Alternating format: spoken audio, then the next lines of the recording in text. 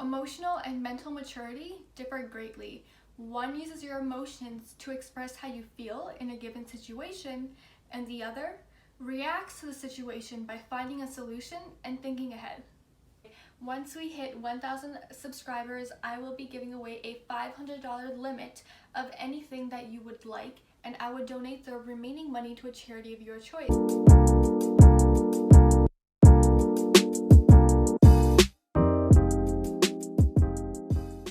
My name is Jess. I'm currently in the process of completing my degree in clinical social work, and I aspire to be a registered and licensed counselor and therapist. All my credentials will be in the description box below if anything changes. A reaction is survival oriented, and many times it's a defense mechanisms.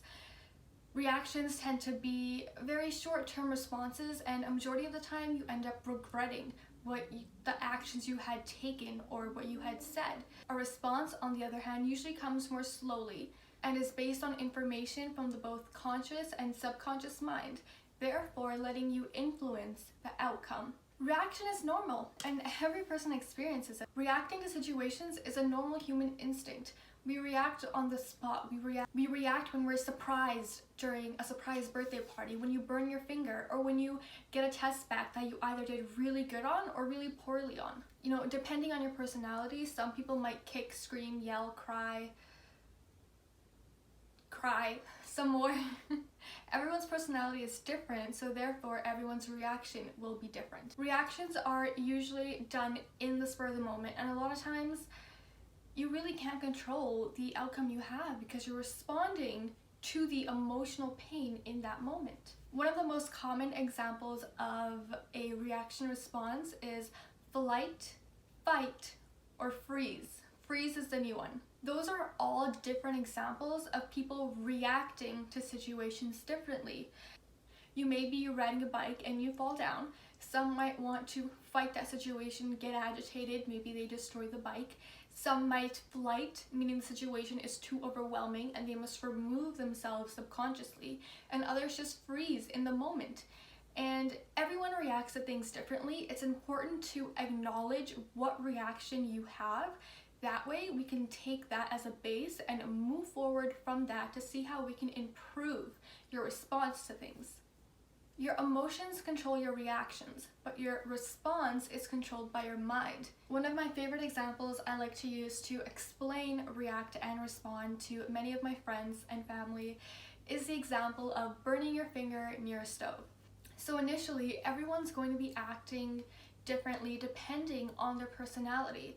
Some may burn their finger and react to the situation by screaming, kicking, cussing, or getting agitated or angry. Those are all reactions from burning your finger on the stove. And as mentioned before, many times when you react to a situation, you end up regretting it later. Maybe there was important guests over at your house, or it was during an important meeting, or in front of someone that you really wanted to impress. Now, given your reaction, you have to apologize for your behavior and then continue responding to the situation. You would say to yourself, okay, I burnt my finger, but it's not the end of the world.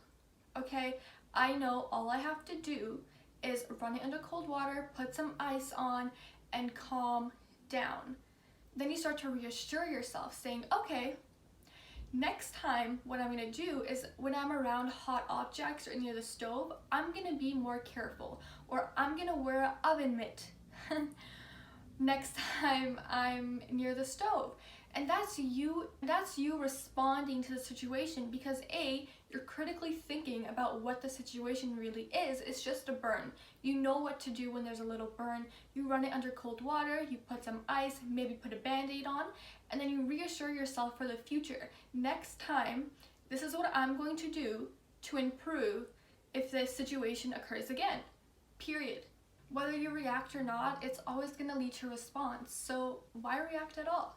Reactions are almost always negative, and they can lead to some really big difficulty. Big takeaway point of this is when you react to a situation, you are giving the other party more power and more authority, because now they know if they do an action, you are going to react to a given situation, so they can really manipulate that and use it in their favor to get certain reactions out of you without you even knowing. They want to see their actions affecting you. This gives them leverage and lets people know that you're very easily manipulated. And it also lets people know that you're not very emotionally mature. What we want to do is gain control of the situation. And the best way to do that is to be quiet. And that's because silence is intimidating.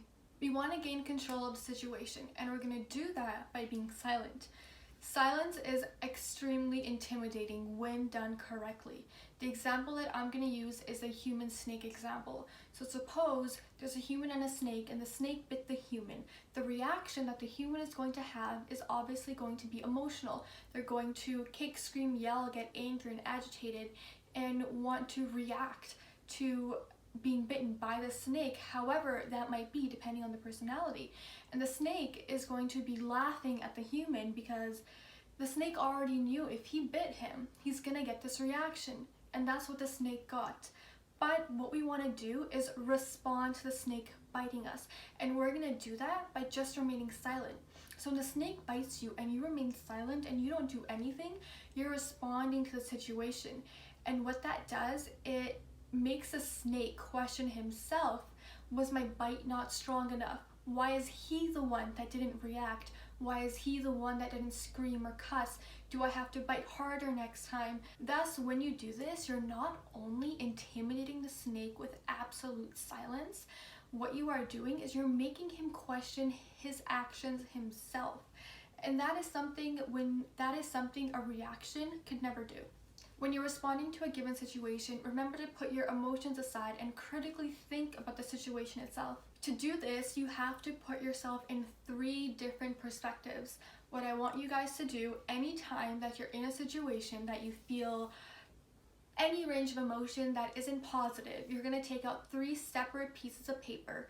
You can do this mentally or you can write it down. It's easier to write it down because mentally you will forget. Now, on the first piece of paper, you're going to write your own perspective. Again, putting your emotions aside and writing down only facts. No anecdotal evidence, no gossip, just facts. What happened? Who did it happen to? Why did it happen? Again, make sure you're using facts, not anecdotal evidence, because if you do use anecdotal evidence or gossip, those claims can be very easily dismantled just by simply saying, where's the proof? It never happened. Or that person never said that. Or I didn't say that. And my words got telephoned around and manipulated, and that's what got spit back out to the other person. And we don't want that. On the second piece of paper, I want you guys to put yourself in the other party's shoes and write out the whole scenario, again, only with facts, in their perspective. And again, when you're doing this in their perspective, I want you to try and find valid claims and statements that you could make against perspective number 1, which is you. Because you want to prepare for any possible questions or claims that they could say, and then we want to make sure that we have a response back to that before that situation even takes place.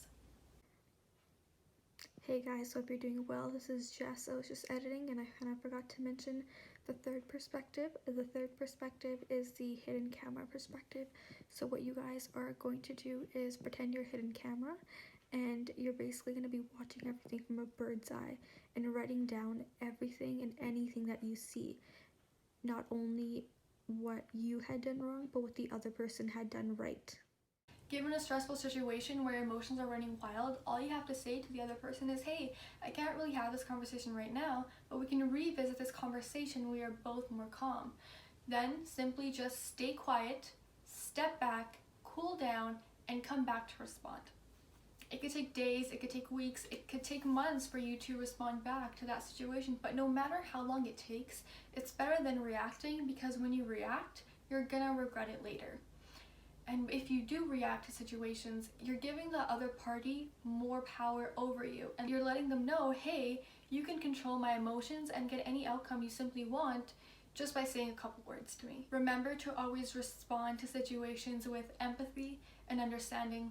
You guys made it to the end. What this giveaway will be consisting of is a $500 Canadian limit of anything you guys want, and the remaining money I will donate to a charity of your choice. So all you do to enter this giveaway is subscribe to my YouTube channel. Giveaway is comment down below why you deserve to win and what charity and why you would donate the remaining money to. My name's Jess I.